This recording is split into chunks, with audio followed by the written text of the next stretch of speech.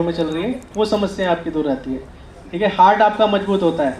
बवासीर भगंदर ऐसी समस्या हो तो वो दूर होती है शरीर के अंदर से। घुटने ठीक रहते हैं, पैर की मांसपेशियाँ ठीक रहती हैं, है ना।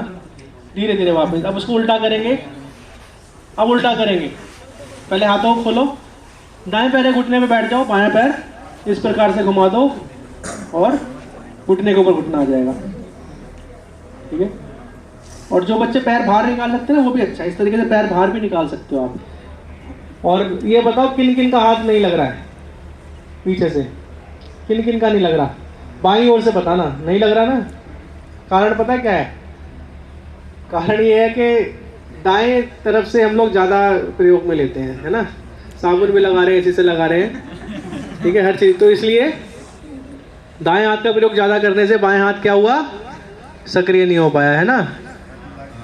ईश्वर ने आपको पूरा सामान दिया था ना, यूज़ करा आपने, और क्या किस में लग गए कि जी वो ज़मीन लेनी है जी, दादा ने ली थी मैं भी लूँगा, है ना। अपना शरीर नहीं देख पाए हम लोग, समय निकल गया। फिर उसके बाद ये क्या किया, हमारा जो दिया था हमने वो तो प्रयोग में लिया ही नहीं, और इकट्ठा करते गए। इसको क्या बोलते हैं? अपरिग्रह बोलते हैं योग की भाषा में। चलिए, उष्ट्रासन, दोनों घुटने सीधे। इसका सावधानियाँ हमें पता होनी चाहिए क्या क्या करनी है, वरना चोट भी लग सकती है। ठीक है, तो दोनों हथेली कमर पे। सबसे पहला करेंगे अर्धउष्ट्रासन, दोनों हथेली कमर पे। इसमें भी गर्दन और कंधे पीछे की तरफ झुकेंगे, चेस्ट को पीछे की तरफ झुकाएंगे। ठीक है, और रोकने के प्रयास करेंगे थोड़ी देर, और कमर का घुटने का ध्यान रखेंगे, ये 90 डिग्री पर रहेगी, इससे आगे पीछे ना लेके जाए। ठीक है, फिर क्या करना है, धीरे धीरे बाएं हाथ को नीचे से, कई लोग क्या करते हैं ऊपर से घुमाते हैं, वो नहीं, वो बहुत आगे की चीज़ है, उसको ना करके केवल यहीं से ही जांघ से लेके एड़ी तक ले जाएंगे हाथ को। ठीक है, फिर दाएं हाथ को भी ले जाएंगे, अगर नहीं जाती तो कमर पे रखें, फिर ये एक एड़ी पर लगा के ये हाथ कमर पर रख लें। धीरे धीरे स्थिति खुद बन जाती है और फिर कर पाएंगे आप। ठीक है, उष्ट्रासन करें, सांस भरते हुए करेंगे।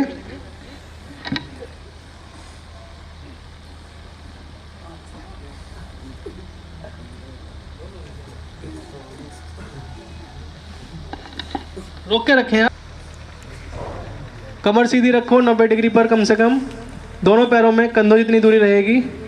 आप गलत कर रहे हो बच्चे, कमर सीधी रहेगी 90 डिग्री पर कम से कम। और उठाओ, दोनों हथेलियों को एड़ी के ऊपर लेकर आओ। उष्ट्रासन बहुत अच्छे आसन है ये, जैसे मैंने बताया था ना, आपकी जो पीठ की स्थिति खराब हो रही है, और हमारे शरीर के अंदर 5 वायु हैं, आपको पता है। समान वायु केवल आपके इसी बैठने के कारण खराब हो जाती है, और गैस की समस्या, एसिडिटी की समस्या वो इसी कारण से हो जाती है। गंदगी पड़ी रहती है आपकी छाती में, यहाँ पर आमाशय में, आपको पता ही नहीं लग पाता है जी। हाँ जी, दिल्ली पहुँच गया है ना। इस तरीके से दोनों पैर, पंजे जुड़े हुए, घुटने खुले हुए। शशांक पता किसको बोलते हैं? हाँ, शशांक खरगोश को ही बोलते हैं, चंद्रमा को ही बोलते हैं। और दोनों का लाभ है, मैंने बताया ना, चंद्र नाड़ी होती है, चंद्र नाड़ी भी जागृत करनी होती है। ठीक है, दोनों हाथ ऊपर, सांस भरते हुए हाथ ऊपर, सांस खाली करते हुए धीरे धीरे आगे की तरफ झुके। अब देखेंगे इसमें क्या गलती नहीं करनी है, क्या करना है। ठीक है, दोनों हाथ आगे, गर्दन मैंने बताया था ना उठा के रखनी है, चेस्ट को लगाओ नीचे, चेस्ट को लगाओ, गर्दन उठा के रखो, फिर ठोड़ी लग जाएगी। रोक के रखें, सब लाभ सुने, रोक के रखें, आसन में बने रहो, लाभ भी सुनो। इस आसन से हमारी कमर पीठ लचीली बनती है, हमारा हार्ट मजबूत होता है, मांसपेशी मजबूत होती है, पाचन क्रिया बहुत अच्छी होती है। महिलाओं में गर्भ को मजबूत करता है ये आसन, और पुरुषों में शुक्र धातु की वृद्धि करता है। आंतें हमारी ठीक रहती हैं, उदर भाग ठीक रहता है, घुटने ठीक रहते हैं। इसे पंजे बाहर की तरफ खुले हुए रहेंगे, एड़ी पर पूरा बैठने का प्रयास करें, एड़ी पर बैठने का प्रयास करें पूरी तरह से।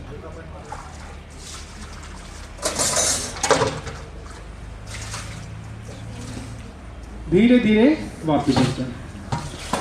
ठीक है, मंडूक आसन, खरगोश देखा है ना, हाँ खरगोश, मेंढक, अंगूठा अंदर, नाभि के दाएं बाएं। ये आपको पता है ये आसनों के नाम इस पे क्यों रखेंगे? 2 कारण है इसके। क्या कारण है पता है आपको? जैसे मैंने बताया था ना, किसी को याद हो तो, प्रकृति से जुड़े हुए हैं हम लोग, प्रकृति का हमें चिंतन रहे। ये नहीं कि प्रकृति से विमुख होकर मांस मछली खाने लग गए, है ना। मांस मछली क्यों खाता है? हमें पता ही नहीं, ये भी प्रकृति का हिस्सा है और उसको मार के खा जाते हैं हम लोग। नहीं, हमें उसका रक्षण करना है, भक्षण नहीं करना है। ठीक है। और दूसरा कारण क्या है कि जो ईश्वर ने भोग योनियाँ बनाई है, आदमी जो व्यक्ति है वो स्वतंत्र रहता है अपने कर्मों में। वो आपने देखा होगा जानवर वही कर रहा है। शेर कभी देखा है आपने घास या रसगुल्ला खाते हुए? नहीं खाता ना, क्योंकि वो उसी की उसकी व्यवस्था बनी हुई है। तो उसको साथ एक आसन भी दे दिया गया उसको कि आपको यही आसन करना है ना। लेकिन व्यक्ति क्या है, जो मानव है, वो हर तरह से लाभ ले सकता है, हर चीज़ का, हर प्रकृति का लाभ ले सकता है, हर चीज़ को स्वाद उसका ले सकता है ना। चलिए, अंगूठा अंदर, मुट्ठी बंद, नाभि के दाएं बाएं रखें, सांस खाली करते हुए आगे की तरफ झुक जाएं। गर्दन उठा के रखेंगे, कमर सीधी रहेगी, बने रहे इसी आसन में। गर्दन उठा के रखें, बहुत ही अच्छा आसन है, शरीर के अंदर गंदगी का निष्कासन करता है, आते हैं आपकी मजबूत करेगा और सक्रिय करेगा, मुलायम करके रखता है। ब्लड प्रेशर का दबाव शरीर के कोने कोने तक जाता है। शरीर के अंदर से जो अवरोध होता है, गांठें पड़ जाती हैं किसी किसी को, वो समस्या भी ठीक होती हैं। और क्या समस्या ठीक होती है? कब्ज की, गैस की, एसिडिटी की। किसी को किडनी में स्टोन होता है तो इस आसन के करने से निकल जाता है। इसका अभ्यास बढ़ाना चाहिए।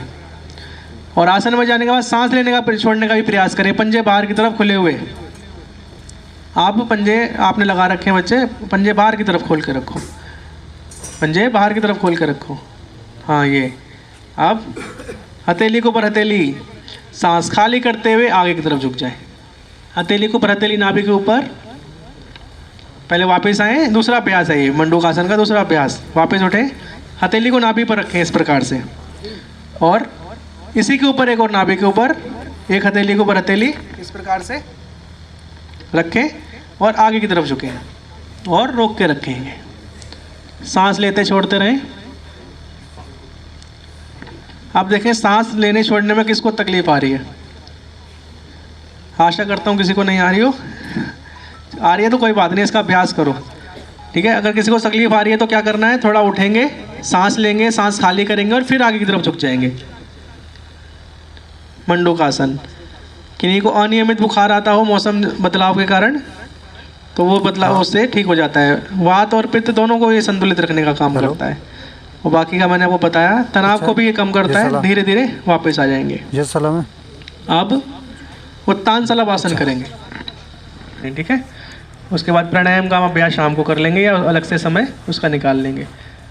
और मैं एक बार बताना चाहूँगा कि हम ना योग निंद्रा भी करवाएंगे। तो गाँव में एक बार बता देते कि जो भी तनाव से ज़्यादा, जिनको तनाव ज़्यादा है, जो शांति चाहते हैं अपने जीवन के अंदर, वो योग निंद्रा का लाभ जरूर लें। योग निंद्रा की हमारी विशेष कक्षाएं होती हैं शहरों में। हमने ना शहरों में तेज़ी से जीवन चलता है, वहाँ शांति नहीं होती किसी को। यहाँ तो आपका गाँव मैंने बहुत देखा, बहुत अच्छा था। हमारी लाइट ख़राब हो गई थी जब हम आ रहे थे गाड़ी में, तो पूरा हमें यहाँ तक छोड़ के यहाँ पर हो गए। उनका धन्यवाद किया हमने। लेकिन क्या है ना, शहरों में ऐसा नहीं है। शहरों में अगर रोड पे आप किसी भी कारण खड़े हुए हो ना, तो बजा देंगे वो रंग, क्या कर रहा है ये है वो है, ठीक है। तो एक आसन करेंगे, ये सभी बच्चों को करना है। और जिनको समस्या है वो ना करें, बाकी सभी अभ्यास करेंगे। उत्तान सलभ आसन। इस प्रकार से मार्जरी आसन में आ जाएंगे। इसे मार्जरी आसन बोलते हैं, मार्जरी यानी बिल्ली, ठीक है। इस प्रकार से आ जाएंगे। सभी नहीं करेंगे इसे, ठीक है, ध्यान रखेंगे। जो कर पाएंगे वही करेंगे। थोड़ा कठिन है, बच्चों को करना चाहिए। इससे क्या है ना, हम लोग सीधे खड़े रहते हैं तो पैर को जितना ऊपर उठा सकते हैं उठाएं, 90 डिग्री पर लेकर जाए। लगा दे चेस्ट को जमीन पर पूरा, आ जाए वापस धीरे धीरे। अब बाएं पैर से करें, बाएं पैर सीधा कर दें।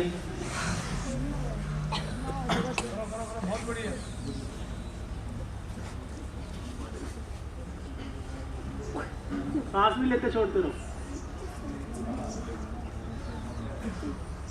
वापिस। अब दोनों पैर से कौन करके दिखाएगा?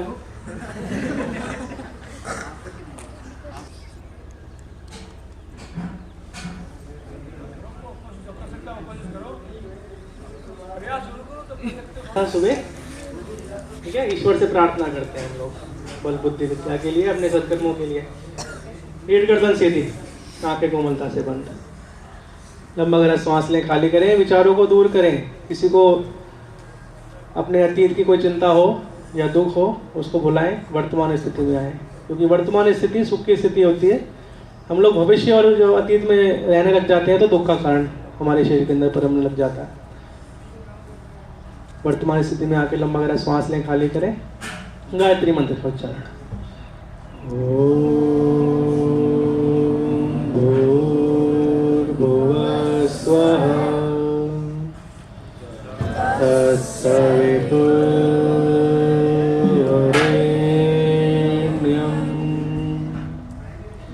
भर्गो देवस्य धीमहि धियो यो नः प्रचोदयात्। अच्छा, जब हम योग में मंत्र पढ़ते हैं तो किस प्रकार से पढ़ते हैं आपको पता? मन के अंदर होने चाहिए। इसी के साथ महामृत्युंजय मंत्र का उच्चारण करेंगे। थोड़ा सा स्वर लगना चाहिए कि हाँ शिक्षित व्यक्ति बैठे हुए हैं, अनुशासन में, और पूर्ण तरह से करेंगे एक साथ। ओम त्र्यंबकं यजामहे सुगंधिं पुष्टिवर्धनम् उर्वारुकमिव बन्धनान् मृत्युर्मुक्षीयमामृतात्। प्रार्थना मंत्र। ओम सर्वे भवन्तु सुखिनः, सर्वे सन्तु निरामयाः, सर्वे भद्राणि पश्यन्तु, मा कश्चित् दुःखभाग् भवेत्। शांति पाठ। ओम द्यो शांति अंतरिक्षं शांति पृथ्वी शांतिरापः शांतिरोषधयः शांति वनस्पतयः शांति विश्वे देवाः शांति ब्रह्म शांति सर्वं शांति शांतिरेव शांति सामा शांतिरेधि। 3 बार। ओम शांति शांति शांति। दोनों हथेलियां रगड़े जोरों से, दोनों हथेलियां रगड़े। एक ऊर्जा आपके हाथ में महसूस होनी चाहिए, अनुभव होनी चाहिए। दोनों हथेलियों को आंखों पर लगाएं और सभी का धन्यवाद देंगे, माता पिता का, ईश्वर का, प्रकृति का, सभी का धन्यवाद देते हुए अपनी अपनी आंखें खोलें। आप सभी का दिन शुभ हो, स्नान की ओर बढ़ेंगे। के लिए हम संध्या करते हैं, संधि करते हैं, ब्रह्म यज्ञ करते हैं, ब्रह्म को जानने के लिए करते हैं। तो आइए अब ब्रह्म यज्ञ करेंगे।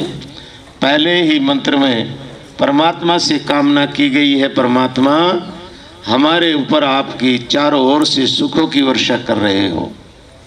ऐसा मान करके जब हम ये विचार करेंगे कि परमात्मा हमारे ऊपर चारों ओर से सुखों की वर्षा करते हैं, तो हम निर्भय होकर के उस परमात्मा के आनंद में मग्न हो जाएंगे। आइए मंत्रों का पाठ करेंगे, जो जानते हैं वो पाठ करेंगे।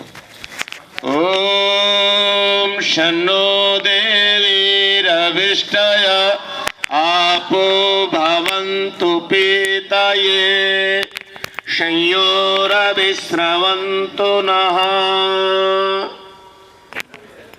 ओम वाक् वाक्, ओम प्राणः प्राणः, ओम चक्षुश्चक्षुः, ओम श्रोत्रं श्रोत्रम्, ओम नाभिः, ओम हृदयम्, ओम कंठः, ओम शिरः, ओम बाहुभ्यां यशोबलम्, ओम करतल कर पृष्ठे, ओम भुवः पुनातु नेत्रयोः, ओम स्वः पुनः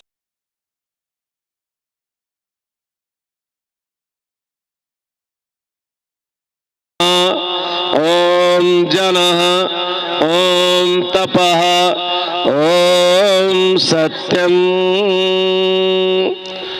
ओम भृत अष्टञ्च सत्यञ्च भिद्धा तपसोऽध्यजायत ततो रात्रिजायत तत समुद्रो अर्णवा समुद्रादर्णवादधि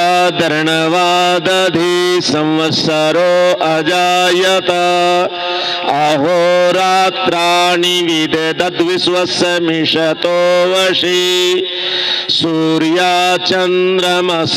धाता यथा पूर्वमकल्पयत्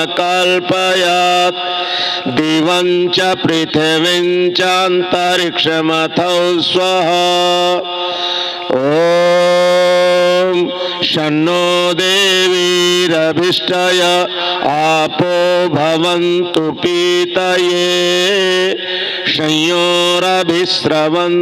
नः ॐ प्राचीदिगग्निरधिपतिरशितो रक्षितादित्या इषवः तेभ्यो नमोऽधिपतिभ्यो नमो रक्षितृभ्यो नमः इषुभ्यो नमः एभ्यो अस्तु योऽस्मान् द्वेष्टियं वयं दिश्मस्तं वोजम्भे दक्षिणादिगिन्द्रोऽधिपतिस्थिरशिराजी रक्षिता पितरैषवः तेभ्यो नमोऽधिपतिभ्यो नमो रक्षितृभ्यो नमः इषुभ्यो नमः एभ्यो अस्तु योऽस्मान् द्वेष्टियं वयं दिश्मस्तं वोजम्भे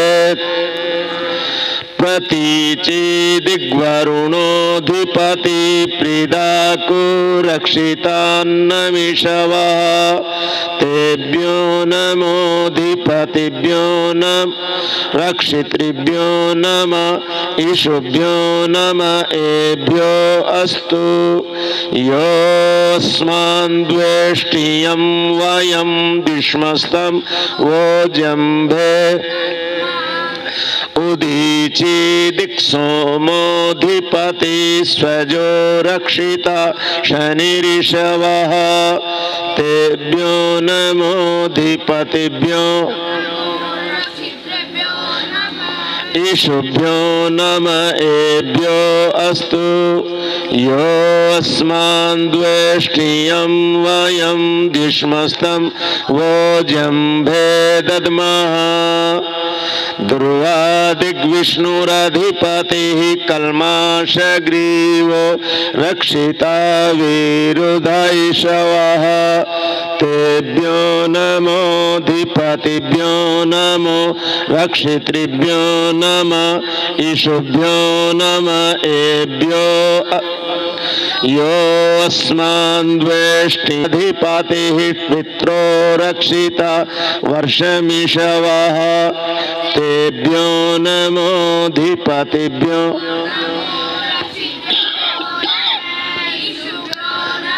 एभ्यो अस्तु योऽस्मान् द्वेष्टियं वयं दिश्मस्तं वोजम्भे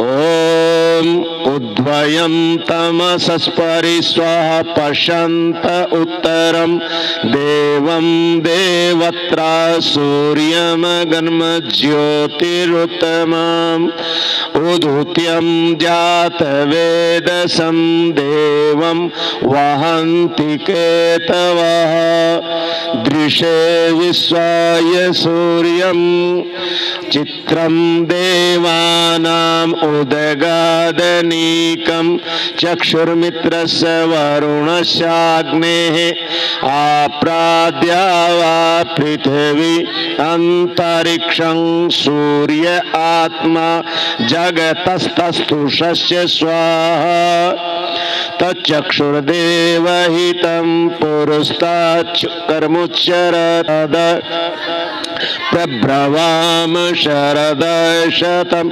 अदीनास्याम शरद शतं भूयश्च शरद शतात् ॐ भूर्भुवः स्वः तत्सवितुर्वरेण्यं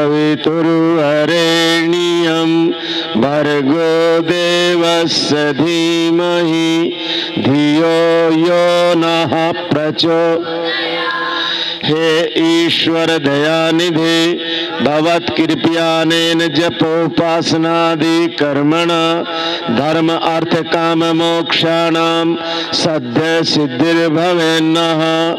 ओम नमः शंभवाय च मयो भवाय च नमः शंकराय च महेश्वराय च नमः शिवाय च शिवतराय च। ओम शांति शांति शांति। महायज्ञ के बारे में, और जो भी संसार में व्यक्ति जन्म लिया है वो इन 5 महायज्ञों को अवश्य करता है। सन्यासी 2 यज्ञ करते हैं, बाकी हम सबका कर्तव्य है, हम सब 5 महायज्ञ हमें करने ही होते हैं। यदि हम यज्ञ नहीं करते तो हमें दोष लगता है। कल कुछ बातें आपको बताई थी, मैंने कहा था उनमें से कुछ बातें मैं आपको पूछूंगा। क्या बातें बताई थी आप बताएंगे? हाँ जी। विद्या कितने प्रकार से आती है? कितने लोगों को याद है? देखिए, यहाँ पर सब प्रैक्टिकल भी होगा। जो भी बताया जाएगा महाशय जी के द्वारा, हमारे द्वारा, वो आप खड़े हुए हैं, कुछ को याद भी नहीं है, तो ऐसा नहीं करना है। और विस्तार से इसके ऊपर आज चर्चा करेंगे बौद्धिक कक्षा में। कॉपी पेन सदा आप साथ रखिए और उसको उसी समय आप नोट कर ले, लिख लें।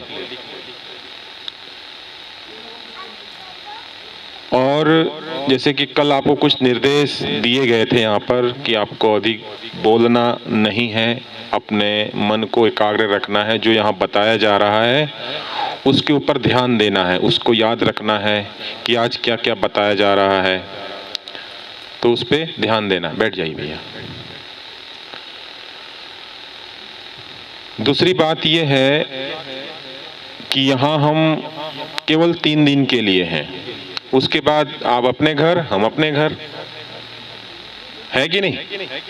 तो यहाँ से जो सीख करके जा रहे हैं उसको अपने जीवन में, व्यवहार काल में उतारना है, उसको जीना है।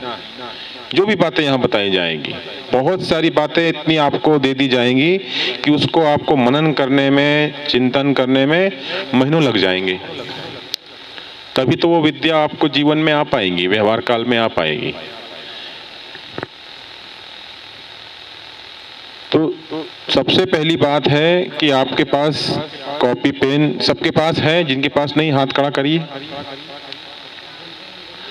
तो कॉपी पेन जो है अभी आपको दिए जाएंगे, मंगाएंगे, और उनमें से जो भी बातें आपको यहाँ पर लिखनी है वो लिख करके उनको चिंतन करना है, उनको याद करना है। हम सब विद्या पढ़ रहे हैं ना अभी आप लोग, तो विद्या एक तो यहाँ पर आपको आध्यात्मिक विद्या, धार्मिक विद्या, वेदों की विद्या बताई जा रही है, लेकिन जो आप स्कूल विद्यालय में जो विद्या पढ़ रहे हैं वो भी तो आपको याद रखनी है, तभी तो आप उत्तीर्ण हो पाएंगे। दोनों तरफ आपका लाभ ही लाभ है। ये भी आपको याद रहेगा, और जो विद्यालय में आप विद्या जो पढ़ रहे हैं उसमें अच्छे अंक लाने के लिए भी वही प्रक्रिया आपको अपनानी पड़ेगी। आगम काल, स्वाध्याय काल, प्रवचन काल और व्यवहार काल।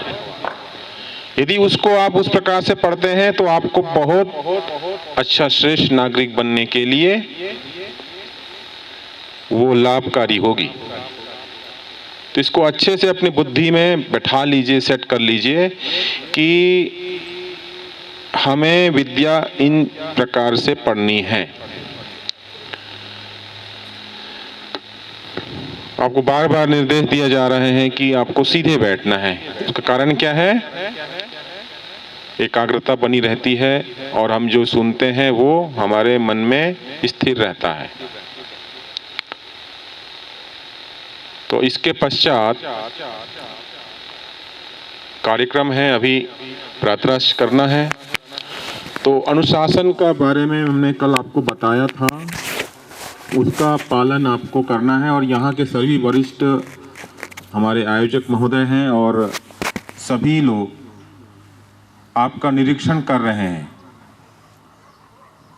आप उसको बहुत सीरियस गंभीरता से लेकर के अपने जीवन को उन्नत बनाने के लिए आपने जो समय दिया है 3 दिन का, उसको बहुत उत्तम प्रकार से आपको व्यतीत करना है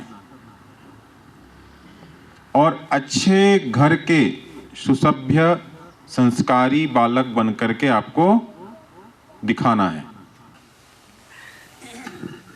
तो मुझे भी बोलने की आदत लग गई है। वाह, क्या बात है। तो ऐसा है कि जैसे आचार्य जी ने बताया कि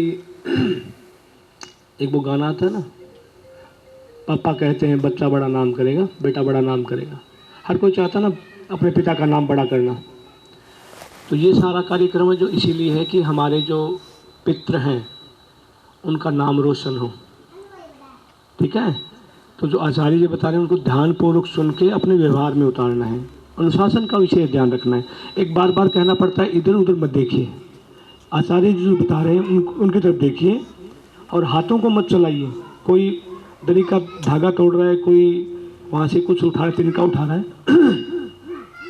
और कोई इधर देख रहा है, ऐसा नहीं। जो आचार्य जी बता रहे हैं उन बातों को ग्रहण करो। ये जो चीज़ें मिल रही हैं अनमोल है, ये जो बातें बता रही है अनमोल बातें हैं। हमारे जीवन में बहुत बड़ी क्रांति होने वाली है अगर हमने इनका अनुसरण कर लिया तो। स्वामी दयानंद सरस्वती कहते हैं कि पारसमणि नाम का पत्थर हमने सुना है लेकिन देखा तो नहीं, लेकिन विद्या ही वो पास रूपी मणि है जो प्राप्त कर लेता है। जो लोहा होता है वो सोना बन जाता है। तो इन आचार्यों के द्वारा हमें ये आत्मबोध कराया जाए कि हम के ही उस चीज़ को सार्थक कर सकते हैं। तो सबसे निवेदन रहेगा बार बार कि आचार्यों को बार बार ये अनुशासन के बारे में हमें ना कहना पड़े, क्योंकि हम संस्कारवान परिवार के बच्चे हैं। ऐसा मैं देख रहा हूँ जितने भी परिवार के बच्चे आए हैं वो सारे बच्चे उनके माता पिता बड़े ही संस्कारवान हैं। तो उसका परिचय दें और अनुशासन से अभी प्रातःराश का जो है लेंगे सभी। तो वहाँ जो कल से हमको भोजन हुआ था वहीं पे पहले छोटे बच्चे सबसे पहले ले लेंगे और बड़े बच्चे उनकी व्यवस्था करेंगे, उसके बाद फिर बड़े ले लेंगे। ठीक है। और उसके बाद जो हमारे गणमान्य व्यक्तियों को बुलाया हुआ है वो सब आएंगे। तो उनके स्वागत में ये दिखना चाहिए कि हम कल शाम को यहाँ क्यों आए थे, ये भूमिका उनको अनुशासन दिखना चाहिए हमारा, है ना। और सबके सब अनुशासन में रहते हुए अभी खड़े हो जाएंगे। अगर आचार्य जी अगला आदेश देते हैं उसके बाद और फिर प्रातःराश लेना है। प्रदान करेंगे आर्यवीर की तरह एक क्रम से। वहाँ इतना अनुशासन होता है कि आप तो इसकी कल्पना भी नहीं कर सकते हैं, कल्पना से बाहर की बात है। वो बातें भी आपको बताऊंगा कि गुरुकुल में कैसी दिनचर्या होती है हमारी। आपकी दिनचर्या देख करके लगता है कि हम तो, उसको कहना उचित नहीं होगा, लेकिन आपको करके दिखाना है। जैसे हम बता रहे हैं वो करके दिखाएंगे आप, तो आप बहुत श्रेष्ठ बनेंगे। वो हम गुरुकुल दिनचर्या यहाँ लागू नहीं कर सकते, संभव भी नहीं है। लेकिन आप अभी छोटे बच्चे हैं, कुछ बड़े भी हैं, तो आपको बहुत प्रेम से बताने का प्रयास कर रहे हैं कि आपको इस प्रकार का धारण करना है जो बताया जा रहा है। धारण करके आप श्रेष्ठ बनेंगे, अन्यथा 3 दिन यूं ही बीत जाएंगे, कुछ नहीं लेके जाएंगे। ठीक है। सभी लोग हाँ बोलिए। और मैंने कल भी कहा था कि आपको प्रत्येक के नाम के पीछे जी लगा करके बोलना है। फिर आज सुबह से देख रहा हूं कोई भी जी नहीं लगा रहे हैं लगभग। तो ये दोष है कि नहीं? तो किसी को भी नाम लेके बुलाना है तो सुनील जी, प्रदीप जी, प्रमोद जी लगाना है। ठीक है। इसका विशेष ध्यान रखना है। और अभी आज से आपका परीक्षण हम पुनः करेंगे, बार बार बोलने की आवश्यकता ना पड़े हमें कि आप उसका पालन करते ना दिखें। ठीक है। ओम। तो क्रम से उठेंगे जैसे निर्देश किया गया है। भर्गो देवस्य धीमहि धियो यो नः प्रचोदयात्।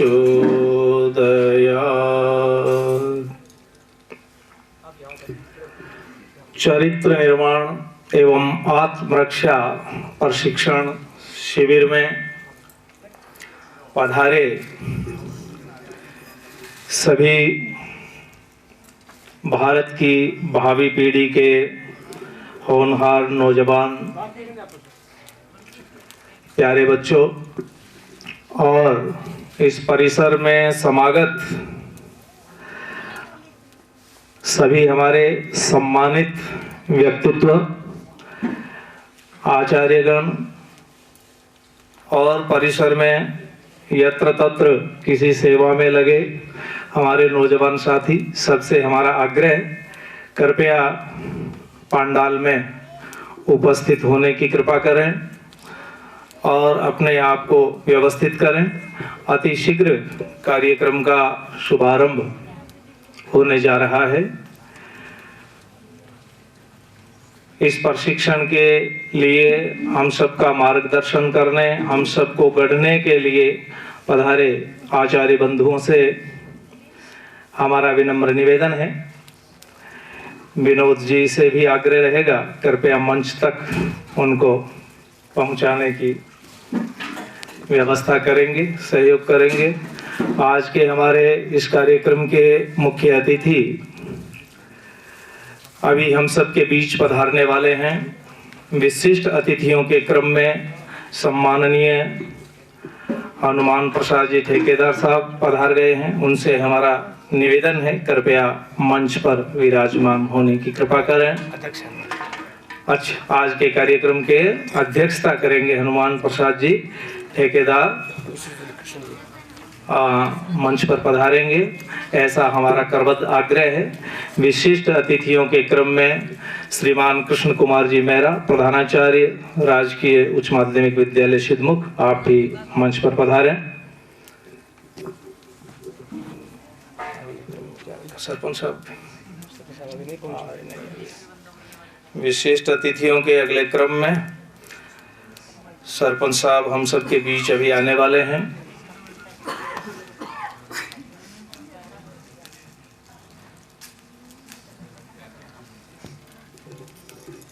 आचार्यगण, सरपंच साहब और हमारे आज के मुख्य अतिथि भाटी के सरपंच श्रीमान न्योल साहब भी अभी आ रहे हैं। आचार्य प्रवर भी पधारे।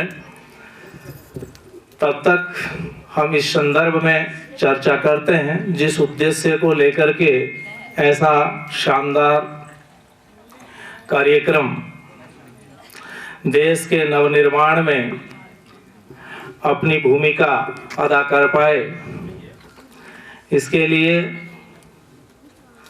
बहुत ही शानदार और सुंदर प्रयास भाई विनोद जी का है, जो भारत के भावी नागरिकों के चरित्र निर्माण को लेकर के आत्मरक्षा के गुर उनको सिखाते हुए हमारे राष्ट्र को ऐसे नौजवान समर्पित कर पाएं जिससे न केवल ये नौजवान ही अपने आप को गौरवान्वित अनुभव करें, बल्कि इसके अलावा इनके परिवारीजन, हमारा मोहल्ला, समाज, गांव और राष्ट्र भी जिन पर नाज कर सके, ऐसे व्यक्तित्व अगर गढ़े जा सकें तो इस शिविर की निश्चित रूप से सार्थकता होगी।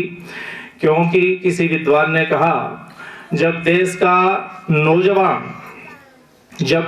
नौजवान बलवान होता है तो राष्ट्र सबल बनता है। जब किसी देश का नौजवान चरित्रनिष्ठ होता है तो राष्ट्र सुखी बनता है। जब किसी देश का नौजवान आर्थिक क्षेत्र में अपने आप को संपन्न बना पाता है तो देश विकसित हुआ करता है। चंद दिन की संपन्नता का परिचायक है कि हम कितना विकास में योगदान दे सकते हैं। तो राष्ट्र को सबल, चरित्रनिष्ठ और सुखी संपन्न बनाने में देश के युवा ही हैं जो देश को आगे ले जा सकते हैं। और युवाओं को गढ़ने का ये शिविर है। यौवन बड़ी गजब की चीज है और एक तरह से इसको जीवन का स्वर्णिम काल कहा जा सकता है। ये जो युवा अवस्था है वो हमारे जीवन का चरम और स्वर्णिम काल है।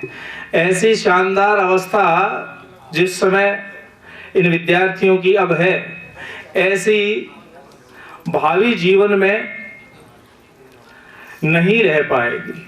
स्वर्णिम का अर्थ है सोने के समान चमकने वाला। जो इस यौवन को गढ़ लेता है, संभाष कर लेता है, वो युवा देश को आगे चलकर कुछ दे पाता है। और ऐसे ही युवाओं को गढ़ने का ये समय है। यौवन एक चोर है। उस समय अगर वो पूछ लेता है, राय ले लेता है, समझ लेता है जाने का मार्ग कौन सा है, और अगर उसको ठीक दिशा मिल जाती है, ठीक राह मिल जाती है, तो वो मंजिल भी पा जाता है। और दिशा जब ठीक मिल जाती है तो निश्चित रूप से दशा सुधर जाती है। दशा और दिशा दोनों शब्द बड़े महत्वपूर्ण शब्द है युवा जीवन के लिए। दिशा सही होती है तो निश्चित रूप से दशा सुधरती है, और दशा सुधरती है तो वो हर एक क्षेत्र में सुधरती चली जाती है। चाहे वह ज्ञान प्राप्ति का क्षेत्र है, चाहे वह आर्थिक रूप से अपने आप को समृद्ध बनाने का क्षेत्र है, चाहे वह शारीरिक विकास का क्षेत्र है, सब में दिशा के साथ दशा को सुधारने की भरपूर क्षमता है।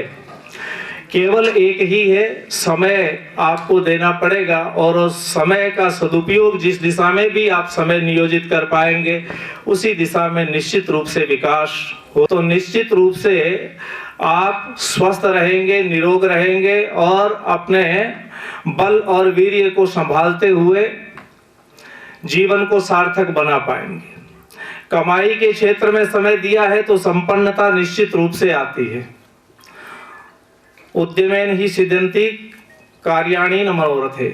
उद्यम से, कार्य करने से संपन्नता, लक्ष्मी प्राप्त होती है। अभी पावन दीपावली का पर्व, आज अंतिम क्रम में भाई दूज का 5वां दिन इसका हम मना रहे हैं। तो ऐसी संपन्नता समय के साथ, समय को जहां भी नियोजित कर दिया जाता है, जो समय को समझ लेता है, समय की पूजा करता है। समय की पूजा करने का मतलब अगरबत्ती जला देना नहीं, समय की पूजा करने का मतलब उसका सदुपयोग कर लेने से है। जो समय की पूजा करता है, समय उसको पूज्य बना देता है। तो यौवन को गढ़ने में समय की सार्थकता हम सिद्ध कर पाए, ये मिला है आपको 3 दिन का कीमती समय प्यारे विद्यार्थियों। और इसको आप आचार्यों के मार्गदर्शन में ऐसे शानदार गुर आत्मरक्षा के भी और चरित्र निर्माण के भी आप सीख पाएं, अपने जीवन को ऐसा गढ़ पाएं जो राष्ट्र के उत्थान में अपना योगदान देकर आपको और हम सबको गौरवान्वित करें। इसके लिए आज का ये शिविर है। इसके लिए 2 चीजें हैं जो यौवन को गढ़ देती है। आपने देखा है, अगर कभी डिक्शनरी के शब्दों पर गौर किया है तो 2 शब्द बड़े शानदार हैं हमारी डिक्शनरी में। एक का नाम है डिसिप्लिन और दूसरे का नाम है attitude. DISCLIPLINE, DISCIPLINE, discipline. Discipline के अगर आप अक्षर अंकों को जोड़ करके देखेंगे, D4 ABCD में 4 नंबर पर आता है, I 9 नंबर पर आता है। इस तरह से क्रम 4 + 9 + 13 + 17 + जोड़ते चले जाएंगे तो बड़ा अनूठा जोड़ आता है, पूरा 100 आपको मिलता है। आप यहाँ अनुशासन में रह करके, अभी विनोद जी कह रहे थे कि उद्घाटन तो हम 26 को कर रहे हैं लेकिन शिविर 25 की शाम से ही शुरू हो गया है। अनगढ़ को सुगढ़ता और व्यवस्थित अनुशासित कर हम जन समूह के सामने उनको व्यवस्थित बैठाने से लेकर के व्यवस्थित कार्यों में उनकी परिणति कर पाने में सक्षम हो, इसलिए इसकी शुरुआत 25 की शाम से हुई। अनुशासन, डिसिप्लिन 100% परिणाम देता है और यहाँ आप अनुशासन में रह करके 3-4 दिन ऐसे शानदार सूत्र सीख पाएंगे जो आपके भावी जीवन का निर्माण करने में बड़े सहायक सिद्ध होंगे। और ऐसा सुंदर चिंतन, चरित्र और व्यवहार, 3 चीज है जो आदमी को ऊंचा उठाती है। उसका सोच कैसा है, चिंतन कैसा करता है, विचार कैसे हैं, नजरें कैसी हैं उनकी, इस बात से आदमी का आकलन किया जाता है। चिंतन, चरित्र शब्द बड़ा व्यापक है लेकिन हम सब ने इसको बहुत छोटा कर दिया है। और व्यवहार छलकता है और पता चलता है कि किस तरह का व्यक्तित्व हमारे सामने है। इन विद्यार्थियों का चिंतन, चरित्र और व्यवहार गढ़ने का एक सत प्रयास किया जा रहा है इस शिविर के माध्यम से। निश्चित रूप से अनुशासन में रहेंगे तो 100% उपलब्धि आप हासिल करेंगे। दूसरा शब्द एटीट्यूड है, ATTITUDE, एटीट्यूड। इसका भी आप जोड़ करके देखेंगे तो 100 आता है।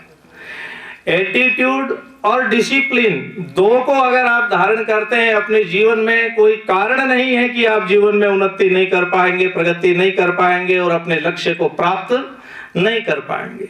आप अपने सोच को ठीक रखेंगे, अपने चिंतन को ठीक रखेंगे, अपने नजरिए को ठीक रखेंगे, ऐसे शानदार दृष्टिकोण के साथ अनुशासित जीवन की आप शुरुआत करेंगे तो हम दावा करते हैं निश्चित रूप से आपको कोई रोक नहीं सकेगा मंजिल पाने से।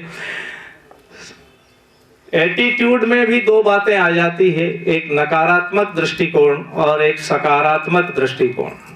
नकारात्मक तो आपको जगह जगह नजर आएगा, इस समय उसी का बोलबाला ज्यादा है, लेकिन सकारात्मक सोच की अब भी बड़ी आवश्यकता है। और इस सोच को ऐसा बना पाने की जरूरत पूरे गांव के स्तर पर ही नहीं, न केवल प्रांत, राष्ट्र और विश्वव्यापी स्तर पर अनुभव की जा रही है। व्यवस्थाओं का क्रम चल रहा है, तब तक हम आपसे चर्चा कर रहे हैं।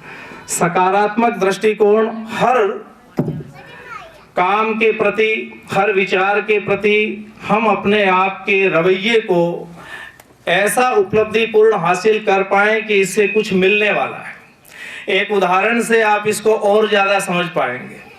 ढाणी बड़ी में सर्विस थी हमारी और एक व्यक्तित्व हमारे साथ थे, भगवान को प्यारे हो गए हैं। हम दोनों साइकिल से जाते थे और उनका चिंतन उस स्तर का मुझे आज भी स्मरण हो आता है। एक बार की बात है, 2 साथी घर से निकले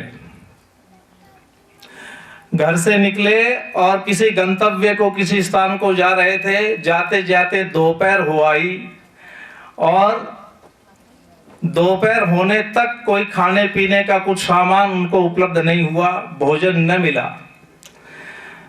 अब दोनों के विचारों को देखिए।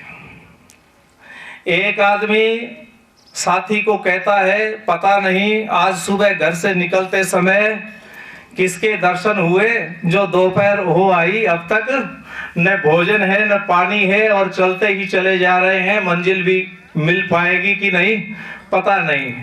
इस विचार को लेकर बड़ा परेशान है और इस विचार के साथ में उस परमात्मा सत्ता से शिकायत कर रहा है, साथी से कह रहा है किसका दर्शन हुआ, क्या हुआ, ऐसा आज का दिन हमारा दोपहर तक का बीता। दूसरा साथी कह रहा है धन्यवाद है, ऐसा न सोचो भाई, धन्यवाद है उस परमेश्वर का, ऐसे तो हमारे से व्रत उपवास होता नहीं है, आज उसकी बड़ी कृपा हुई जो आधे दिन का तो हो ठीक हो गया है। बात एक ही है, दोनों जा रहे हैं, दोनों को दोपहर तक खाने पीने को नहीं मिला है। एक मायूस हो रहा है, निराश हो रहा है, परेशान हो रहा है, उलाहना दे रहा है उसको, और दूसरा उसका धन्यवाद कर रहा है कि ठीक है आज अच्छा हुआ, आधे दिन का उपवास हो गया हमारे स्वास्थ्य में, और इतना गंतव्य हम चल कर के भी आए तो ये परमात्मा हमारी शक्ति का भी हमें आभास हो गया कि हमारे अंदर कितनी सामर्थ्य है पैदल चलने की। केवल सोच का अंतर है। इसी बात को एक भिखारी को हमने देखा, पैर से अपाहिज था, बड़ा खुश नजर आ रहा था और खुशी खुशी के साथ बैठा, उसका काम था भीख मांगना, मांग रहा था। ऐसा खुश नसीब देख करके प्रश्न करना स्वाभाविक है। मैंने ठीक सहज उससे पूछा, भिखारी हो, अपाहिज हो, फिर भी बड़े खुश नजर आ रहे हो, आखिर क्या मिला है आपको? उसने कहा, मिलना और न मिलना कोई मायने नहीं रखता, जो मिला है वो उस परमात्मा की बड़ी कृपा है, मुझे बहुत मिला है। उसने मुझे सलामत रखा हुआ है, मेरा स्वास्थ्य ठीक है, जो खाता हूं वो पच जाता है, मेरी आंखें ठीक है, मेरे कान ठीक है, मेरा दिमाग ठीक है, मेरा शरीर ठीक है। केवल पैर ही तो नहीं है, चल ही तो नहीं पाता हूं, देख तो अच्छी तरह से पाता हूं, समझ तो अच्छी तरह से पाता हूं, सुन तो अच्छी तरह से पाता हूं। जो मिला है उसके लिए मैं उस परमात्मा का शुक्रिया अदा करता हूं रोजाना, और जो नहीं मिला है उसके लिए मैं कोई शिकायत नहीं करता हूं, और इसी के कारण मैं प्रसन्न हूं। बड़ा शानदार जवाब दिया, सुनकर अवाक रहने वाली स्थिति थी। इसका नाम है सकारात्मक चिंतन, सकारात्मक दृष्टिकोण, और ये दृष्टिकोण सकारात्मक बना लेने की बड़ी आवश्यकता है। और इस शिविर में इसी प्रकार के गुर ये विद्यार्थी सीख पाएंगे। सकारात्मक चिंतन के साथ अनुशासित रह करके और आप सीखेंगे तो निश्चित रूप से राष्ट्र के उत्थान में आप बहुत कुछ दे पाएंगे। चरित्र निर्माण, आत्मरक्षा, नाम बड़े शानदार है। इन नामों पर भी हम चर्चा करेंगे समय मिला तो, नहीं तो आचार्य प्रवर से हम सुनेंगे, समझेंगे और वैसा अपने को बनाने का प्रयास करेंगे। निश्चित रूप से ये शिविर गांव के उत्थान में, राष्ट्र के विकास में एक मील का पत्थर साबित होगा। ऐसी आशा अपेक्षा के साथ में आचार्य बंधु मंच पर पधार गए हैं, एक अभी और आने वाले हैं। अब मैं ठेकेदार साहब से पुनः निवेदन करूंगा, कृपया मंच पर पधारने की कृपा करें। आज के इस कार्यक्रम की अध्यक्षता के लिए आपको पूर्व नियोजित मनोनीत किया गया है, आप पधारें। पूरे गांव की ओर से प्रतिनिधित्व करेंगे। आज के इस कार्यक्रम की अध्यक्षता के लिए मंच पर पधार रहे हैं। मुख्य अतिथि के रूप में अभी पहुंचेंगे। विशिष्ट अतिथि के क्रम में मैं निवेदन करूंगा कृष्ण कुमार जी मेहरा से, प्रधानाचार्य राजकीय उच्च माध्यमिक विद्यालय सिद्धमुख, आप भी मंच पर पधारें। हरिराम जी इंदौरिया से भी हमारा आग्रह है, कृपया आप भी मंच पर पधारने की कृपा करें। सरपंच साहब भी विशिष्ट अतिथि के क्रम में हैं, अभी पहुंच जाएंगे। सुरेंद्र कुमार जी भाई साहब बुड़ाक से पधारे हैं, आपसे भी हमारा आग्रह है, कृपया मंच पर विराजमान हो जाएंगे।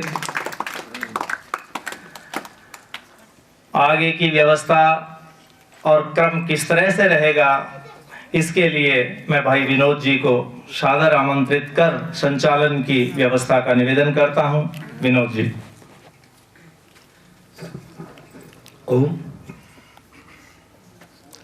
सबसे पहले आए हुए सभी ग्रामवासियों व विद्यार्थियों का बहुत ज़्यादा स्वागत है, धन्यवाद करता हूं। और इस कार्यक्रम को जो मेरे द्वारा रखा गया है, चरित्र निर्माण शिविर व आत्मरक्षा हेतु, इसका उद्देश्य समझ में आने में थोड़ा समय लगेगा, क्योंकि भीड़ वाला कार्यक्रम नहीं है। कहा तो मैंने ग्रामीणों को था, लेकिन हो सकता है उनके पास समय की उपलब्धता न रही हो, दूरी का कुछ रहा हो, पर जितने भी आए हैं उनका बहुत ज़्यादा धन्यवाद, आभार।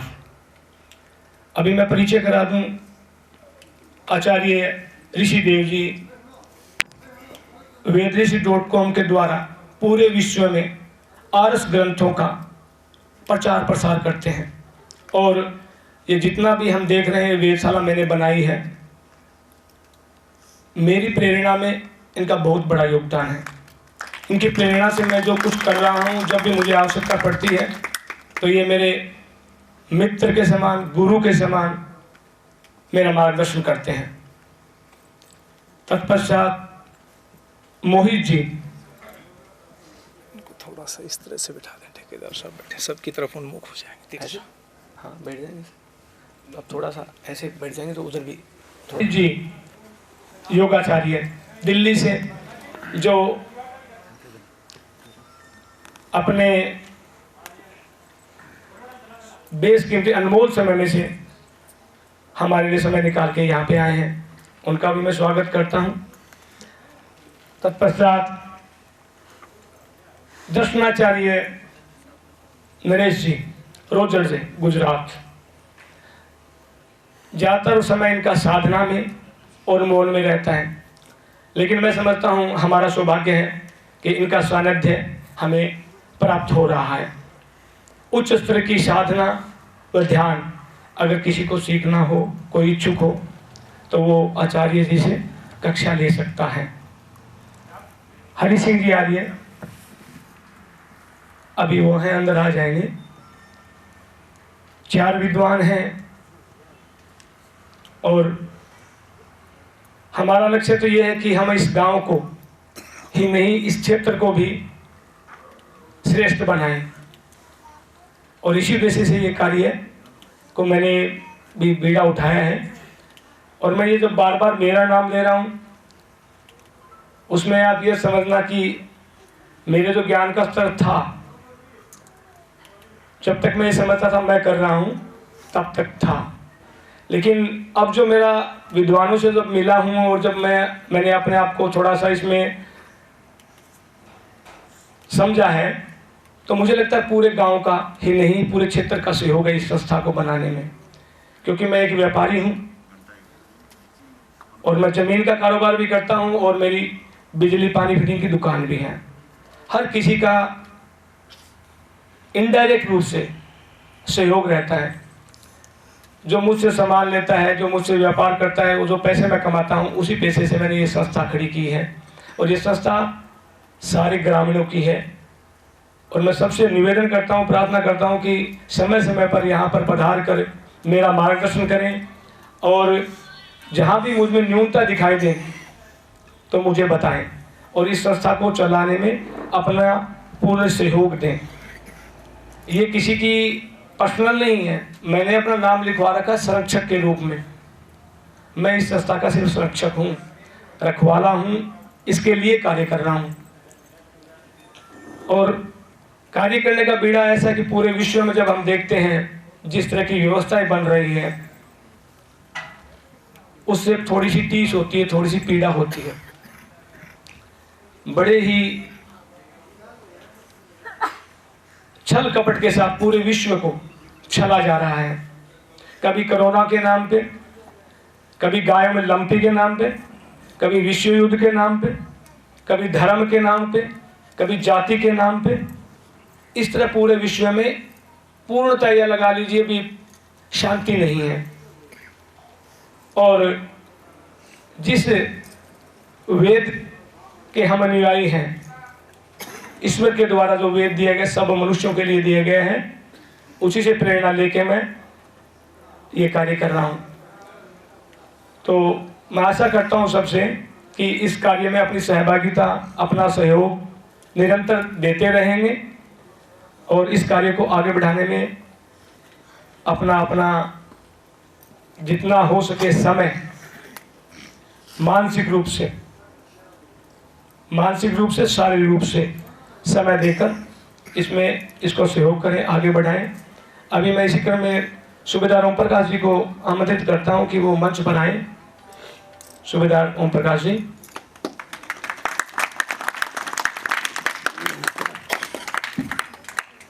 अभी जो या तो देखिए ऋषि हैं, आचार्य हैं, वो निष्ठा से कार्य कर रहे हैं, और या फिर सीमा पे जो जवान हैं वो अपना कार्य बखूबी निभा रहे हैं। बाकी त्रुटियां आई हुई है, प्रयास अपने स्तर पे सारे कर रहे हैं, ऐसा नहीं प्रयास नहीं कर रहे, सारे प्रयास कर रहे हैं अपने स्तर पे, लेकिन खामियां हैं, उनको सुधारना पड़ेगा।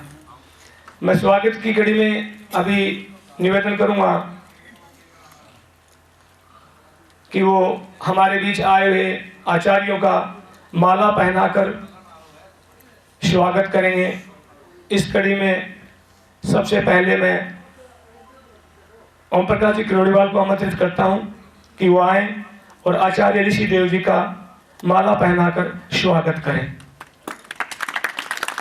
कमर सीधी कर ले सारे बच्चे, बिल्कुल चेतना में बैठे हैं आचार्य ऋषि देव जी के, जिन्होंने अपना अनमोल समय, इनके पास समय नहीं होता, 1500 किलोमीटर दूर से चल के आए छिंदवाड़ा से, मध्य प्रदेश। मैंने इनको बताया कि हमारे गांव में शुरुआत है इस चीज़ की, तो आप आए, तो इन्होंने अपना समय निकाल कर हमारे लिए जो समय निकाला उसके लिए मैं इनका आभारी हूँ। पूरे गांव की तरफ से आभार व्यक्त करता हूँ और धन्यवाद करता हूँ। अभी अंजनी जी इंदौरिया योगाचार्य मोहन जी का स्वागत करेंगे माला पहनाकर दिल्ली से। योगाचार्य अपने व्यस्त समय में से ये जो समय निकाला है हमारे लिए, हम इनका आभार व्यक्त करते हैं, धन्यवाद करते हैं। साधना में बिता रहे हैं, मौन में बिता रहे हैं, लेकिन सौभाग्य समझता हूँ मैं हमारा कि ऐसे विद्वान हमारे बीच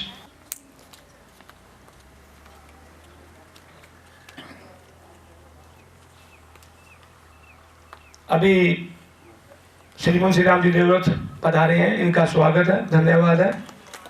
और मैं प्रार्थना करूंगा कि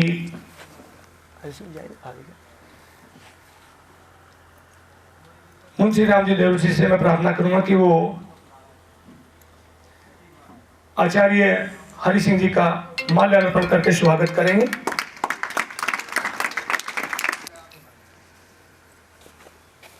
हरि सिंह जी आर्यवीर दल के, अभी मैं निवेदन करूंगा सुभाष जी चांदोरा से कि वो मंच पे आए, और सुरेंद्र कुमार जी बुड़ाक, जो मेरे मित्र छोटे भाई, बुड़ाक में अपनी रोड की जमीन 2 एकड़ गुरुकुल में इन्होंने गुरुकुल के लिए दान दी है, और उसमें गुरु मनोहर पारिकर जब इस दुनिया से जाने लगे तो उन्होंने एक बात कही थी, जो कमाना चाहिए था वो, और यही हम कहने वाले निश्चित हैं, समय से सीखना चाहिए। तो धन की 3 गतियां बताई है, दान, भोग और नाश। उत्तम गति उसकी दान है, और दान भी पात्र के लिए, जो सुपात्र हो उसके लिए। अभी मैं मेरे पिताजी से निवेदन करूंगा कि वो मंच पर आए और गुरुजी हरि राम जी का स्वागत। ये में मानसिक रूप से मेरे साथ काफ़ी जुड़े हुए हैं और ये मानसिक रूप से प्रेरित करते हैं, इसके लिए मैं बहुत बहुत धन्यवाद करता हूँ इनका। अभी श्रीमान ठेकेदार जी का माल्यार्पण कर स्वागत करेंगे। अंजनी कुमार जी इंदौरिया को आमंत्रित करता हूं कि मंच पर आएं और वो ठेकेदार जी को स्वागत करें। हनुमान जी सक्रिय भूमिका निभाते हैं।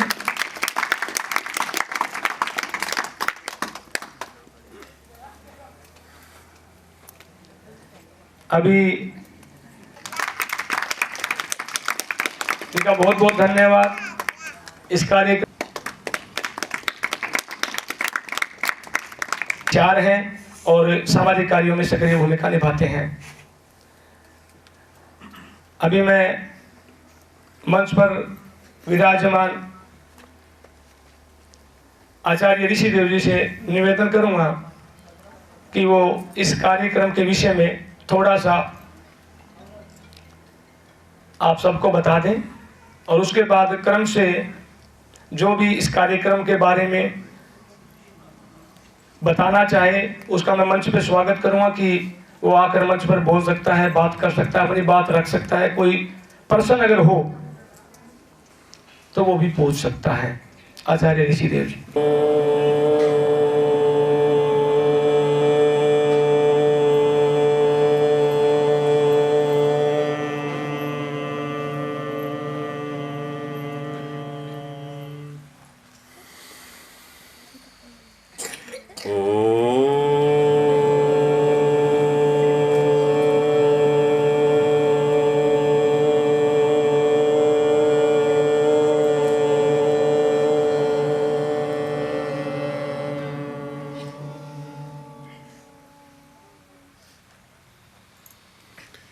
इंद्रं वर्धन्तो अप्तुरः कृण्वन्तो विश्वमार्यम् अपघ्नन्तो अरावणः अपघ्नन्तो अरावणः। ओम शांति शांति शांति। नेत्रों को आप खोल सकते हैं। परमपिता परमेश्वर की असीम कृपा से आज आपके सभी पवित्र आत्माओं के दर्शन करने का सौभाग्य प्राप्त हुआ है। मंच पर उपस्थित ग्राम के आसपास के क्षेत्रों के गणमान्य महानुभावों, माताओं, बच्चों और ग्रामवासियों,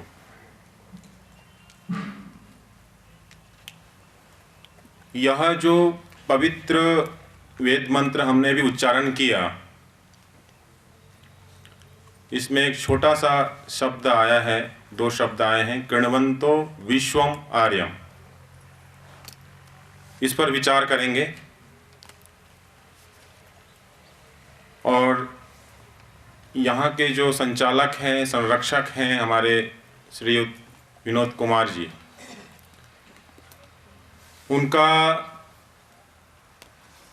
पुरुषार्थ, उनकी तपस्या, उनकी लगन देख करके ऐसा लगता है, हम बातें करते हैं कि हम सारे संसार को अच्छे गुण कर्म स्वभाव वाले आर्य बनाएं। आर्य अर्थात आप जानते हैं अच्छे श्रेष्ठ पुरुषों को आर्य कहते हैं। महाभारत रामायण आपने पढ़ी होगी, उसमें माता कौशल्या, माता सीता अपने पति को क्या कहती है? आर्य पुरुष, आर्य श्रेष्ठ। आर्य मतलब श्रेष्ठ पुरुष को आर्य कहते हैं। हिटलर भी अपने आप को आर्य बोलता था। तो हमें सारे संसार को आर्य बनाना है। और अगली पंक्ति में कहा है अपघ्नन्तो अरावणः, जो दुष्ट कर्म करने वाले हैं उनको हटाना भी है। ऐसा नहीं कि केवल आर्य ही बनाना है, जो खरपतवार हैं उनको हटाना भी है, और जो गुण अच्छे गुण कर्म स्वभाव वाले पुरुष हैं उनको आगे ले जाना है। सारे संसार को हमें आर्य बनाना है। तो पहले हम जब आर्य बनाने के लिए उद्यत हैं तो हमें स्वयं को पहले आर्य बनना होगा, स्वयं आचरणवान बनना होगा। तो उस आचरणवान पुरुष का आचरण कैसे होता है, उसको हम कैसे अपने जीवन में देखें। हम मर्यादा पुरुषोत्तम श्री राम की चर्चा करते हैं, आज 10 लाख वर्ष हो गए। 10 लाख साल बाद भी उनको हम आज पूजते हैं, उनको आदर्श मानते हैं। क्यों? उनके आचरण के कारण से। तो हमें भी ऐसे कुछ गुण धारण करने होंगे अपने जीवन में, जिससे कि हम श्रेष्ठ आर्य बन पाएं।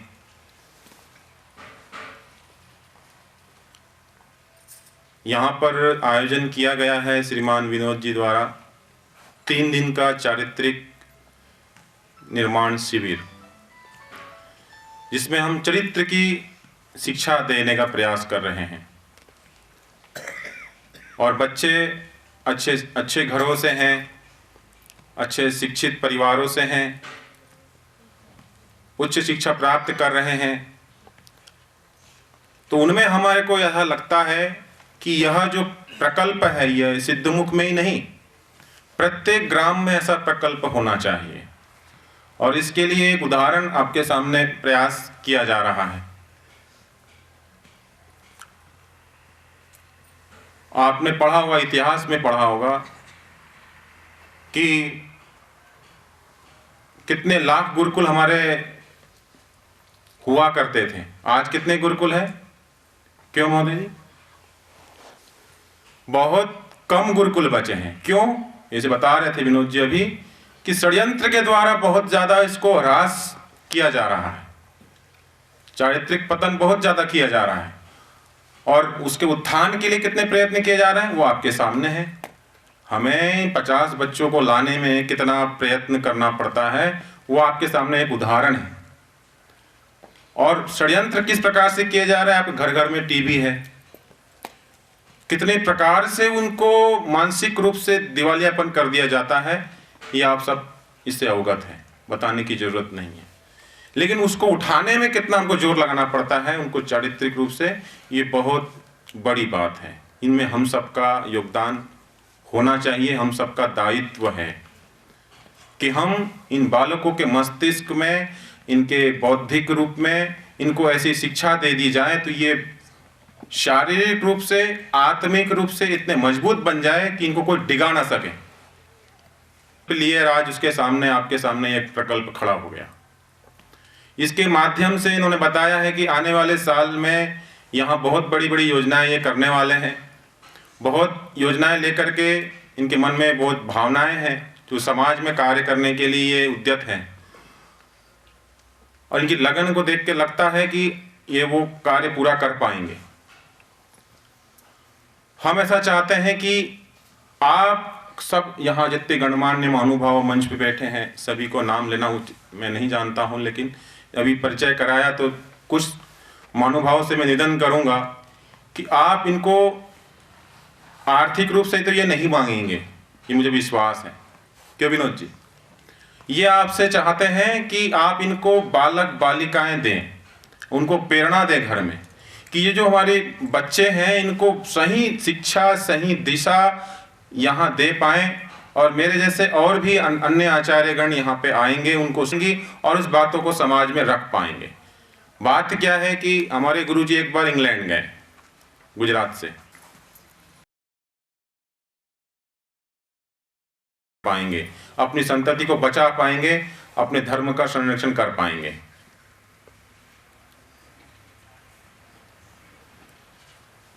तो मैं आशा करता हूं कि आप इसमें अपना सहयोग अवश्य प्रदान करेंगे। और अभी लगभग 45 बालक यहाँ पर आए हैं। आने वाले समय में और व्यवस्था की जाएंगी, यहाँ कम से कम 500,000 बालक सीखें। और ये 3 दिन नहीं, इसको हम 15 दिन 10 दिन भी हम सिखाएंगे। छुट्टियाँ जैसे होती हैं तो उसमें हम जो है 10 दिन 15 दिन का समय दें और इनको पूर्ण रूप से प्रशिक्षित करें, बौद्धिक रूप से, आत्मिक रूप से, शारीरिक रूप से बहुत अच्छा प्रशिक्षक के रूप में इनको हम शिक्षा दें, जिससे कि ये बालक यहाँ से पढ़ करके, यहाँ से सीख करके पूरे देश में, विदेश में अपनी संस्कृति को बचाने के लिए उद्यत हो सकें, आगे बढ़ सकें। बहुत सारी बातें हैं जो कि क्रम से बताने लग जाए तो 2-3 घंटा निकल सकता है, लेकिन समय की भी अपनी सीमा है। कुछ और हमें आगे कार्यक्रम निर्धारित हैं, हमें और आचार्य को बोलना है। तो मैं ऐसी आशा करता हूं कि यह सिद्धमुख गांव एक आदर्श गांव के रूप में उभर के आए और ऐसे बालक बालिकाओं को यहाँ शिक्षा दे करके हम अपना दायित्व और हमारा कर्तव्य जो है पूर्ण कर सकें।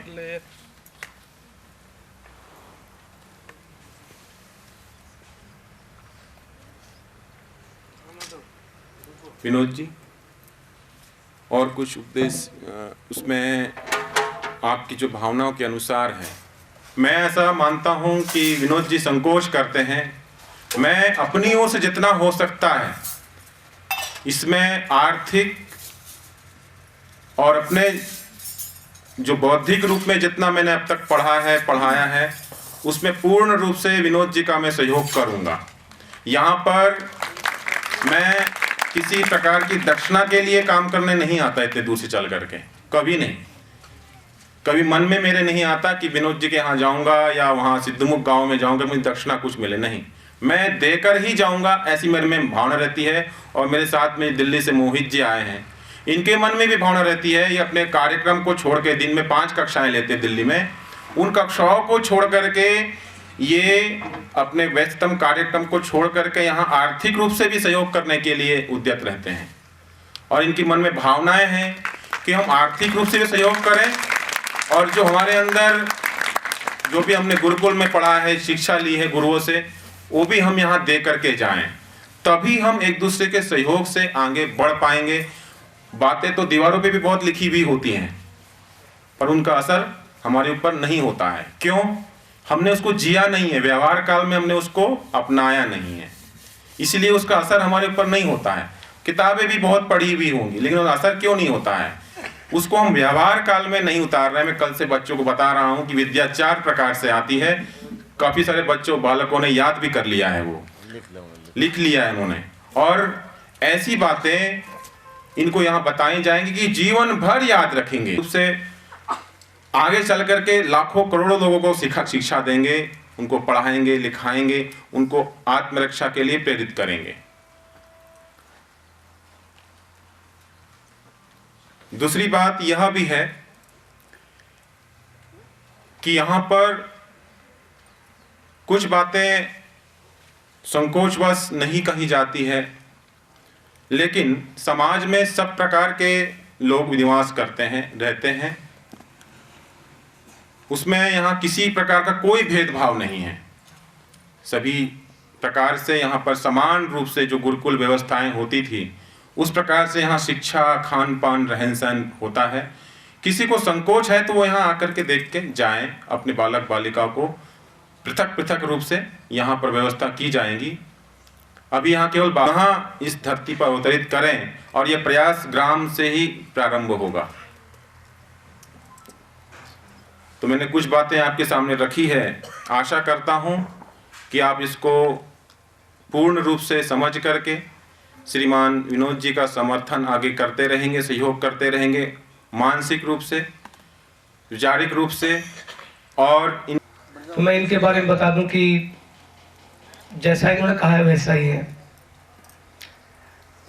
दक्षिणा की मैं बात करूं तो शायद तक मैं किराया भी नहीं दे पाऊं, और इनके समय क्या तो मैं मूल ही क्या करूंगा। जो वेदों के लिए कार्य कर रहे हैं, धर्म के लिए कार्य कर रहे हैं, पूरे विश्व में पुस्तकों का वितरण, जो आर्ष ग्रंथ हैं उनका जो वितरण है, जो भेजने का कार्य है, आचार्य जी संभाल रहे हैं। वेदेशी.com के माध्यम से जितनी पुस्तकें मैं मंगवाता हूँ ज़्यादातर पुस्तकें इनके पास से रहती हैं, और वार्तालाप के माध्यम से ये मेरा बहुत मनोबल बढ़ाते हैं। जब जब कभी थोड़ा बहुत हताश होता हूँ तो इनका आशीर्वाद मिल जाता है और फिर वापस चल पड़ता हूँ। वेद ने कहा है चरे वेती, चलते रहो चलते रहो। उसी का अनुसरण करने का प्रयास कर रहा हूँ। आपका बच्चा हूँ, किसी का बड़ा भाई हूँ, किसी का छोटा भाई हूँ। न्यूनताएं मुझ में हैं, मुझे भी पता है, लेकिन प्रयास करूँगा कि उन न्यूनताओं को दूर करूँ और आपका आशीर्वाद प्राप्त कर सकूँ। आज जो संख्या बच्चों की 50 है, 60 है, आपके सहयोग से इसको 600 या 6000 तक लेके जाऊँ। वह आप, मैं ये समझता हूँ जो यहाँ पे एक एक व्यक्ति बैठा है, वो अगर मेरी योग्यता उनको ठीक लगी तो अगली बार 10-10 व्यक्तियों को साथ लेकर आएंगे और मुझे आशीर्वाद प्रदान करेंगे, ऐसी मैं आशा करता हूँ। और आचार्यों से भी नम्र निवेदन करता हूँ और धन्यवाद करता हूँ कि वो अपना समय मुझे आशीर्वाद स्वरूप देते रहे। अभी मैं निवेदन करूँगा आचार्य दर्शनाचार्य नरेश जी से कि वे अपने विद्या के माध्यम से, अपने अनुभव के माध्यम से हमें अनुग्रहित करें। आचार्य नरेश जी।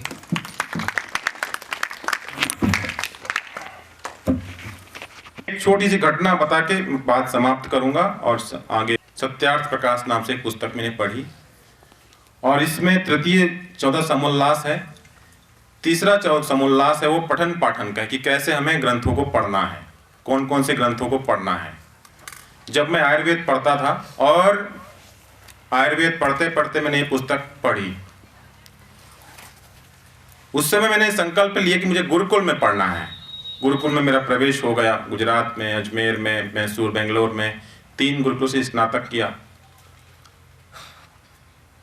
और उसी समय मैंने संकल्प लिया कि ये पुस्तक पढ़ के मेरे जीवन में जो क्रांतिकारी परिवर्तन हुए, मैं ऐसा कुछ प्रकल्प बनाऊंगा जिससे कि पूरे संसार में 8 ग्रंथों को मैं प्रचार प्रसार कर सकूं। महानुभाव, आपको आश्चर्य होगा, 13 साल गुरुकुल में अध्ययन करने के बाद, 2 साल अध्यापन करने के बाद मैंने एक ऐसा प्रकल्प बनाया कि आज लगभग 4,90,000 घरों में मैंने विश्व भर में पुस्तकों को, वेदों को, दर्शनों को, रामायण को, महाभारत को पहुंचाया है। और यह कार्य निरंतर चल रहा है। निरंतर 100, 125, 50, 60, 70 पैकेट रोज निकलते हैं। ये एक संकल्प था, छोटा सा संकल्प, कि मैं जब इस पुस्तक को पढ़ के बदल सकता हूं तो और लोग भी बदल सकते हैं। और आज मेरे पास लगभग 2.5 लाख ईमेल है कि जिनको गदगद होकर के उन्होंने लिखा है कि मैं इस पुस्तक को पढ़ के क्या कहूँ, शब्द नहीं है मेरे पास। ऐसे बाहर से, विदेशों से ईमेल आते हैं, देश से ईमेल आते हैं। और यह संस्करण जो है 28 बार छप चुका है। तो मैं कह रहा हूं कि बस एक संकल्प धारण करें, लग जाएं उस काम के पीछे, तो हमारा जो उद्देश्य है वो पूर्ण होता है। कर्मठता और हमारे अंदर वो जिज्ञासा होनी चाहिए कि हमको काम को करना है। ईश्वर भी उसमें सहायता हमारी करते हैं। एक गुरुकुल से पढ़ा हुआ छात्र, गुरुकुल की संस्कृत की शिक्षा पढ़ा हुआ छात्र जब आधुनिक टेक्नोलॉजी का प्रयोग करके विश्व भर में अपनी साख बना सकता है, तो हम आप सब पढ़े लिखे हैं। कोई बीएससी कर रहा है, कोई बीएमएस कर रहा है, कोई उद्योगपति है। वेदाहमेतं पुरुषं महान्तं आदित्यवर्णं तमसः परस्तात् तमेव विदित्वा अतिमृत्युमेति नान्या पन्था विद्यते यनाय। मंच पे उपस्थित आचार्य वृंद और समाज से आए हुए सभ्य महानुभाव और मातृशक्ति विद्यार्थीगण,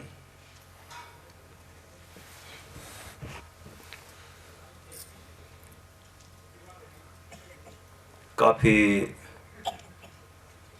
दुख भी होता है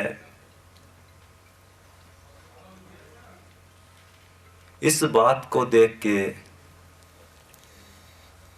कि जिनके पास हीरे हो वो हीरे की कीमत ही भूल जाए, हीरे को कंकर समझ के फेंक दे। जो नेतृत्व कर सकते हैं वो दास बन जाए, दिशा विहीन हो जाए। जिनके पास अमृत हो और वो मृत्यु की गोद में हमेशा रहे, ये दुर्भाग्य। इस दुर्भाग्य को देख के बड़ा शोक होता है कि हमें क्या मिला है और हम क्या कर रहे हैं।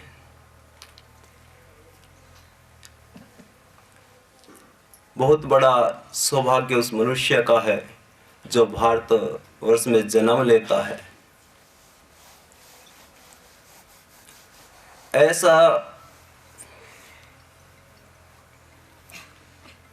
ऐसी संस्कृति, ऐसी विरासत हमें मिली हुई है जो अन्यत्र नहीं मिलती है।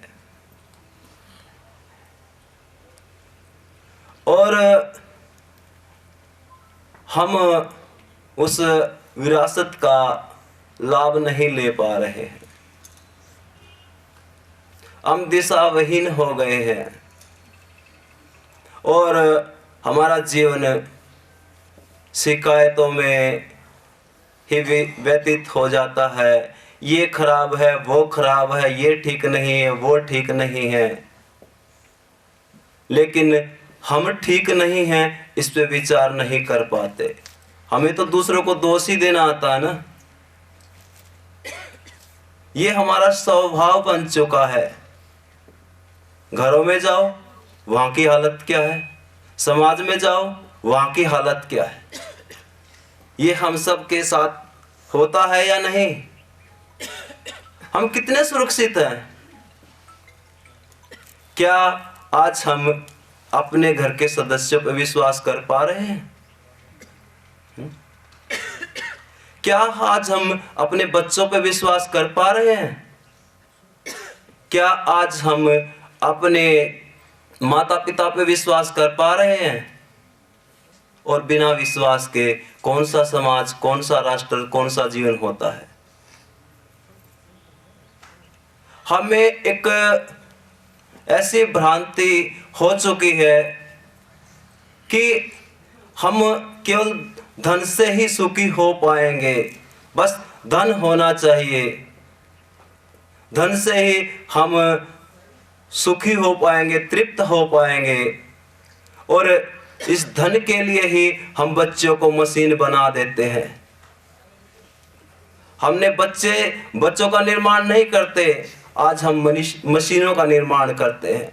और जब वो मशीन अपना कार्य करती है तो हमें वेदना ही वेदना मिलती है, वहां संवेदना नहीं होती।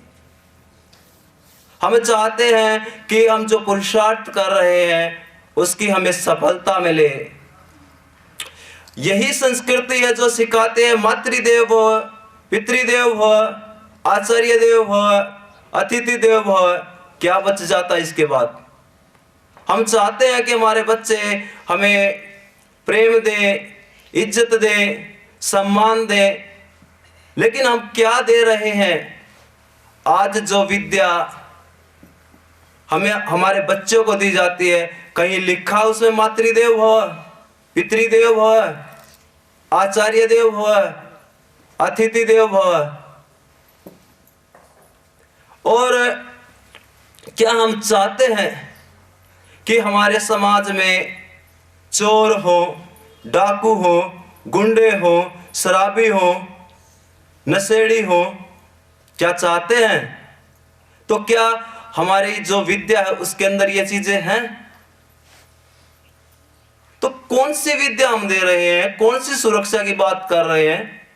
और क्या जिस धन के पीछे पड़े हुए हैं, क्या उस धन को प्राप्त करके हम शांति से रह पा रहे हैं? तो किसके लिए पुरुषार्थ कर रहे हैं? वास्तविक धन को समझना होगा, वास्तविक दिशा को समझना होगा। हमारी जो संस्कृति थी उसमें सर्वप्रथम एक चीज का ध्यान रखा जाता था, मनोर्भव, मनुष्य बनो। जब तक हम मनुष्य ही नहीं बन पाए तो बाकी क्या करेंगे सब कुछ प्राप्त करके। और हमारी जो संस्कृति थी उसके अंदर सबसे पहले जब बच्चा जाता था तो उसे सिखाया जाता यम और नियम। यम और नियम, यम के अंतर्गत अहिंसा, सत्य, अस्तेय, ब्रह्मचर्य और अपरिग्रह। जिस समाज में यम और नियम का पालन होता होगा वहां हर कोई सुरक्षित होगा, हर कोई सुखी होगा, हर कोई निर्भय होगा। और जहां यम नियम का पालन नहीं होगा वहां त्राहिमाम त्राहिमाम त्राहिमाम। और ये आज हमारे आप सबके सामने है। आज तो हमारी ये स्थिति हो चुकी है कि हम अपना दुख भी किसी के सामने व्यक्त नहीं कर सकते। अंदर ही अंदर हम घुटे जा रहे हैं, घुन हमें लग गया है, हमें कोई मार्ग ही समझ में नहीं आता और हमें समझ नहीं आ पा रहा कि हम कहाँ गलती कर रहे हैं। आज हम मॉडर्न जीवन की बात करते हैं। हम तो मॉडर्न हैं। कौन से मॉडर्न है भाई? आपस में विश्वास नहीं, प्रेम नहीं, इज्जत नहीं, सम्मान नहीं। ऐसे मॉडर्न का क्या करोगे? हाँ जी, जिस समाज में आपसी प्रेम नहीं, विश्वास नहीं, सहयोग नहीं,